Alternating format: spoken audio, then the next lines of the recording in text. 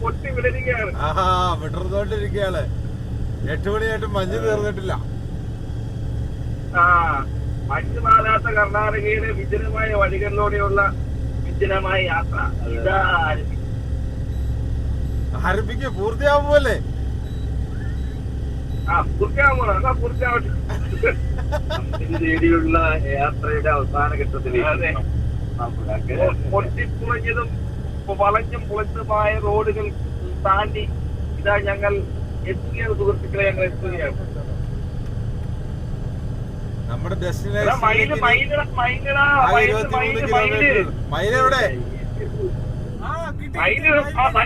മയിലല്ല, പുലിയാണ്.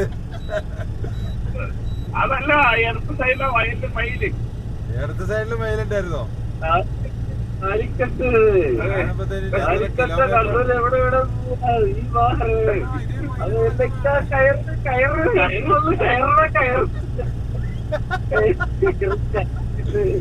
അതിരാവിലെ പട്ടികൾ വയലിൽ എന്തോ തപ്പ് തൊഴുതി തെറ്റോ അവരെന്തായിരിക്കും രാവിലെ പശുവിനെ രാവിലെ എന്തായിരിക്കും വയലിൽ തപ്പുന്നത്?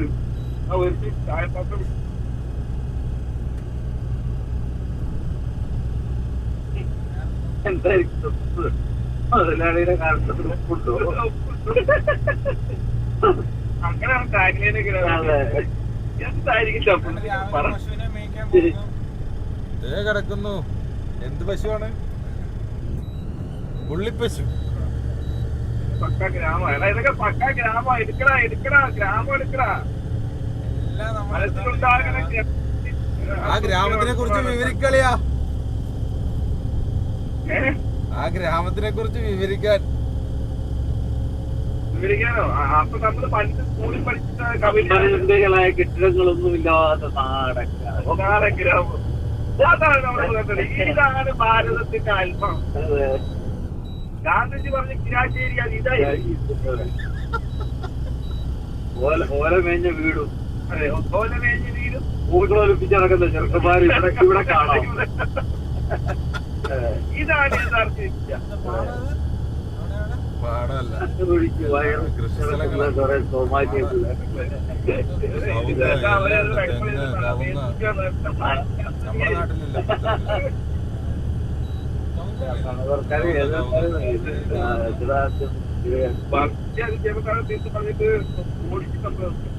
അളിയ പോരട്ടോ, വിവരണം പോരാന്ന് പറയണേ. ബാക്ക്ഗ്രൗണ്ട് സപ്പോർട്ട് ഇല്ലാന്ന്. പോരാണോ? ഇവിടെ ഇപ്പൊ കാട്ടിക്കൂടെയാണല്ലോ പൊക്കൊണ്ടിരിക്കുന്നത്.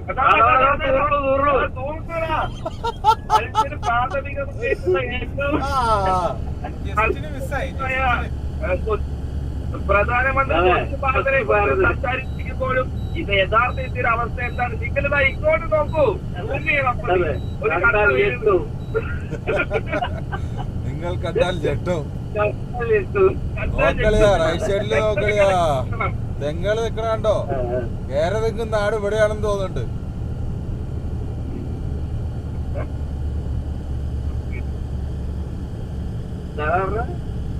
ആ റൈറ്റ് സൈഡില് തെങ്ങള് നിക്കണ നോക്കാന്.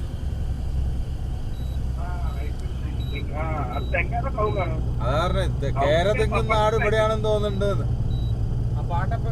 കേരളത്തിൽ കേരള നാട് എന്ന് പറഞ്ഞ് നമ്മളെ പറ്റിച്ച നമ്മള് കാരണന്മാരെയാണ് നമ്മളിപ്പോ ഭരിക്കേണ്ടത്. നോക്കൂ, ഇവിടെ ഒക്കെ തെങ്ങാണ്.